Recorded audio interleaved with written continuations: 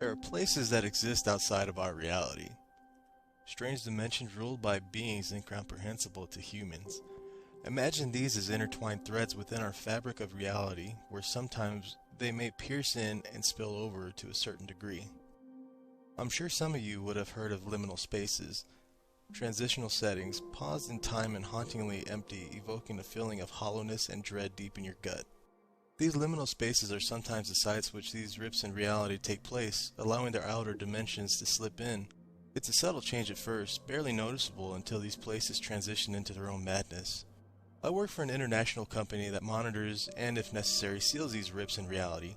Oftentimes, we target abandoned places that don't receive any human contact or conscious thought, such as abandoned office building or long out-of-use underground train station. These places are at high risk of succumbing to the outer dimensions because they are forgotten and alienated, allowing the manifestation of extra-dimensional beings. Out of the many different departments and sectors in the company, I work in the on-site containment sector, where the trained personnel are the last line of defense against an identified high-risk anomaly. I've been on the job for most of my life, and I just recently retired. Throughout my career, I've seen things from downright horrifying to utterly nonsensical, and it's weighed down on me. I'm sharing my experiences here as a record of my career, and also a way to lift some of the burdens of my experiences. As is fitting, I'm going to start with my very first encounter, the abandoned McDonald's in the middle of the Australian outback. I stared out of the car window as the rust-red expanse of the desert passed by, occasionally interrupted by a muted low shrub. My partner Dan had both his hands on the wheel, scanning the sides of the road for our target. It was standard protocol to have two agents on the mission, with one of them a more experienced member if there is a newer member present. You're probably wondering why we don't send larger groups so we can properly handle the situation, but it runs the risk of greatly disturbing and destabilizing the anomaly. Two people has been on multiple occasions found to be the ideal number, with most operations going successfully, given that the agents don't make big mistakes. Dan was several years older than me and wasn't much of a talkative guy, so much of the road trip here was spent in agonizing silence, and by much of the road trip I mean 3 hours. I had tried to turn the radio on at the 30-minute mark, but he had promptly whacked my hand away, saying that we needed to be alert. The guy was on the edge even though we were miles away from the actual site. In another few minutes we finally came to the site, an old abandoned McDonald's building that had last been used in the 60s, when the road was the sole path to now a long-forgotten tourist town. Dan parked the car there just on the side of the road, not even entering the parking lot of the building. It was a safe move and one I would have never thought of, but again, this was my first mission. As usual, Dan stepped out of the car and scanned the area before instructing me to grab the backpacks and follow him to the restaurant. The backpacks were courtesy of Limsec, packed with standard military survival type gear, and also some special items needed to work in the liminal spaces and alternate dimensions. The air was dry and hot, searing my skin like I was a potato being cooked inside an oven. Stepped out of the car, sun felt like it pierced my skin even more. Dan had already walked over to the parking lot and was now looking at the building as if it was about to explode at any point. When I came over, Dan grabbed his backpack and then immediately started to point out the absurdities in the building. The first one was obvious and unsettled me a little. The fluorescent lights inside the building were flickering. Keep in mind that this place had been disconnected from the power grid for over 50 years. Just the fact alone made my heart beat a little bit faster with anticipation of the supernatural. The rest were rather subtle. The spaces being a little too narrow in the parking lot, the overflowing rubbish in the bin entrance, and the completely clean exterior. One could not have deduced that the restaurant was abandoned at first glance. "Let's get this done quick, I've got a bad feeling," Dan whispered and started to walk towards the glass doors. He pushed them open and let me in before placing the stopper under the door to prevent it from closing in on us. You might have imagined the doors creaking or all the furniture inside the restaurant being caked in dust, but that was not the case. The interior was clean and typical of a standard McDonald's store, complete with red chairs and thin wood tables. Then I started to notice more absurdities. The two drinks on the table in the corner with their straws oriented towards the chairs as if a couple had been sitting there drinking them moments ago. And even worse, a pile of crumbled tissues arranged in a crude pyramid with a small Ronald McDonald clown figurine staring right at me on another table. Dan had already pulled out the anomaly detector, which measured particle and energy disturbances in the area. Think of it as a radiation detector, but for detecting faults in reality. It was beeping steadily, indicating that we had definitely come to the right place. Not that it wasn't already obvious. The goal was to find the center of the anomaly, a 0 point at which the exact disturbance had occurred, and then to seal the gap using our equipment. The process is usually simple for most places as long as the space isn't disturbed. As we cautiously surveyed the area, eyes on the detector to find that peak disturbance point, I started to hear a humming sound coming from behind the counter somewhere in the kitchen. I pointed it out to Dan, and he confirmed he heard it too, so we started to approach the kitchen. I gasped when I finally saw the source of the sound and the scene in front of me. Inside the kitchen on the counter was an old CRT TV playing static. Beyond the TV, the kitchen environment seamlessly merged with some sort of open plan office, complete with cubicles and computers. As we walked closer to the TV, the anomaly detector started to beep like crazy. I could see the transition from the kitchen to the office much better now, and it was a very sharp transition. Like someone had sliced out a part of the office and placed it there. Looking at where the tiles suddenly gave way to the blue office carpet, there was a slight fuzziness, something which my eyes physically couldn't focus on. Dan stopped me just as I was about to walk over the transition and into the office space by abruptly grabbing my shoulder. "There's no need to go there. The TV is the source," he whispered as he set down his backpack on the counter and pulled out a pair of wire cutters. With it, he cut the cable to the TV that disappeared somewhere into the wall. As expected, the TV immediately turned off. An eerie silence set upon us, weighing on our shoulders, and I had this instinctual feeling that cutting the cord was a mistake. I looked over at Dan, and I could tell he felt the same. Although he was keeping it together, sticking to protocol, and now attaching our devices to the TV to neutralize it. "2 more minutes and then we'll wrap this up and take it out," he told me as he stuck on a device with a screen. In a way, it looked like an expensive bomb. I couldn't tell you how the technology worked. I still don't understand any of the scientific details about these anomalies or spaces. It was all going smoothly until the buzzing sound started up again. More intensely, that before and this time wasn't from the TV. Dan snapped his head around trying to locate the source of the sound, but it seemed to be all around us.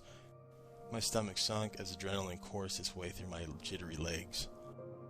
It was coming closer now, closing in on us, and suddenly from behind the counter it rose. The creature was made of static and a humanoid shape, its whole body a kaleidoscope of sizzling black and white shapes. I couldn't make out the edges of its body, and its movement made it seem like it was gliding through the air. With my heart in my throat, Dan grabbed my arm and screamed at me, "Move!" With nowhere else to go, we ran into the office space past the kitchen, running around the cubicles to hide from the monster. We did have some weapons on us, but they were superficial at dealing with the sort of stuff at best. It's like shooting a T-Rex with a pistol instead of running away. "You go to the left, I'll go to the right. Keep an eye on your radio," Dan yelled quickly. I listened and took a turn left. The office space seemed to expand forever, the cubicle layout forming a nonsensical maze with various turns and corners. Each cubicle was the exact same, a black monitor accompanied by a keyboard and a mouse. With the keyboard upon closer inspection lacking any labels on the keys, there was a lack of personal items, and no chairs were present at all. With the carpet leaving a wet smack as I took each step, I realized I could no longer hear the static buzz of the entity that had been chasing us, and I slowed down to a stop in the middle of the space, somewhere among the endless cubicles. The feeling of isolation resonated in my gut as I looked around with the overhead lights flickering ever so slightly. The whole place smelled like ashes while simultaneously having a moist, musty smell like a soil after rain. I now realized that Dan most likely distracted the entity from me and led it with him. Both were still somewhere here. I pulled my radio out of my pocket, a small discreet black unit outfitted with a special receiver and transmitter, and I flicked it on. "Dan, do you copy? Dan, can you copy?" I called into the radio. After this, I clipped the radio onto my belt and started to think about how I could navigate out of here. I still had my own limestick backpack on me, and I wasn't completely cast away. However, the only issue with being this far into the anomaly was that it would change and morph around me, making navigation back nearly impossible. Still, I had an identical detector similar to Dan's that would guide me to an exit point. It might be the same McDonald's that we came in from if I'm lucky, or it could be on the other side of the world, but that was another issue. I walked around aimlessly when I noticed the wall of darkness.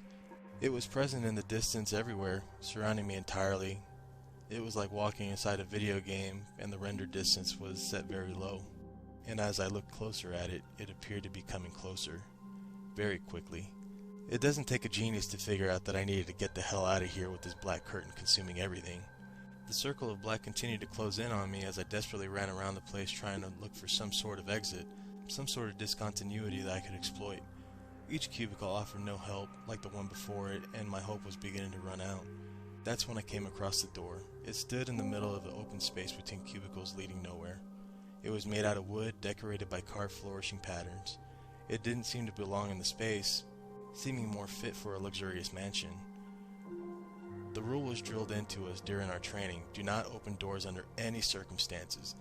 But this was a different circumstance. The space was collapsing in on me in each passing second, the wall of black coming closer, and this door was my last resort. Logically, I knew that it would lead nowhere because there was nothing on the other side, but it was also my last hope. I put my hand on the handle, feeling its cold metallic touch, and turned carefully. The door swung open inward, revealing some sort of classroom. I now had two options: stay there and potentially get erased from reality, or have a chance to escape this dimension by going through the door. I thought briefly about Dan and wondered where he was, feeling the pang of guilt as I slipped through the door and closed behind me. Everything in the classroom was slightly oversized. It was so subtle that if I wasn't actively looking for anything out of place, I would have never noticed it. Ordinary rows of single tables and chairs neatly filled the room, with the chalkboard at the front accompanied by a larger teacher's desk. Written on the chalkboard was a nonsensical phrase: all students must calculate the heat death of the universe. The handwriting was familiar yet neat, resembling a font I couldn't place. I started to walk to the front of the room after spotting an exit door. I had already broken the rule once, so it didn't hurt to break it twice. I noticed a sickening effect as I walked on further. The whole room seemed to scale up in size simultaneously. It was as if my body was shrinking with each step forward. I froze as I noticed this and took 2 slow steps forward again. The whole room and everything within it grew larger proportionally. The desks were starting to reach my shoulders now. The whole thing was extremely disorienting. Actively evolving spaces were a bad sign that was drilled in my training, and I needed to get out of here, or getting back home would very quickly become the least of my concerns. I really wasn't sure what to do, so I decided I would run quickly to get to the exit door I could see in front of the room. I started to run, and the room grew larger at a dizzying speed. It messed with my perception of depth and balancing, causing me to trip on myself and come crashing to the ground. The desks were now taller than me, and the exit door was double my size. The writing on the chalkboard had changed. Failure in this examination will result in the loss of gallbladder. The words were deeply disturbing in their own right, despite barely making sense, and I started to feel like I was going to throw up. Crouched on the floor there, I spotted a hole to my right under the desk. When I say hole, I mean it. It was a circle of darkness. I had no idea where it would lead, but I had a deep feeling that I wasn't safe in the classroom. And when I started to hear heavy thundering footsteps approaching from somewhere behind me, I had no choice but to jump in that hole. Coming out of the hole was a weird transition. Imagine falling into something, but then somehow stepping out into another place. The whole orientation of up, down, left, right seemed to flip as I fell through that hole. And yet the transition was seamless, like blinking your eyes. I now found myself in some sort of theater. The proportions of size were to my relief correct. However, the place was dark, and after my eyes had adjusted to it, I could see the rough outlines of a row of chairs. A large screen displayed a single message in a similar font of handwriting on the chalkboard. Walls breathe, but there was no air. I ignored it, walking around the place trying to find some sort of exit when I finally spotted another TV. It was propped up on the chair in the front row, almost identical to the one we had found at McDonald's. It also played the same static. Recurring symbols were a strong indicator of exits and entrances. I felt extreme relief as I spotted the TV, but then my thoughts reached to Dan. I had no idea where he was, and he definitely hadn't responded to on the radio. Just as I was pondering this, I saw a figure in the distance. Thoughts crossed my mind from horrifying to pleasant. I pulled a small torch out of my pocket and turned it on so I could better see whatever the figure was. The light illuminated Dan's face, but it was all wrong. His eyes were deep red and his cheeks were streaked with blood-red tears. He called out to me in a broken voice, like some of his vocal cords had been clawed out before collapsing to the floor. The hairs on the back of my neck were standing and a cold sweat erupted all over my body. I had only met Dan a couple days ago, so I couldn't abandon him in this place. At the same time, this could just be a trick that the space was playing on me, luring me in like a prey. I was torn between two options, and at this point, within a split second, I took the decision that I still rethink to this day. I abandoned Dan and rushed for the TV, running my hand across the screen. A flash of light blinded me as I found myself back in the abandoned McDonald's right in the kitchen. The same office space expanded in front of me. I also noticed that Dan had left his entire backpack on the counter. Picking up his backpack, I ran outside of the place and right into the car. The car seemed to have worn down under the heat of the sun when I started it up. I couldn't believe the date that was displayed on the dashboard. 1 week had passed in what I perceived as a few hours at the most. Dan was nowhere to be found after the mission, and I was sent back for retraining and stayed away from on-site missions for quite some time. I sometimes wonder if I could have saved Dan's life. Without his gadgets and backpack, he must have had it extremely hard in that wild, unknown dimension. Regardless, I was soon back to doing on-site missions, and many went smoothly without a hitch. But across my long career, I've faced many situations and seen many things that have made me contemplate the nature of reality. The truth is, we live under false security, only protected by a thin wall from hostile exterior dimensions. Maybe I'll share a few more of my stories soon. Mwahahaha.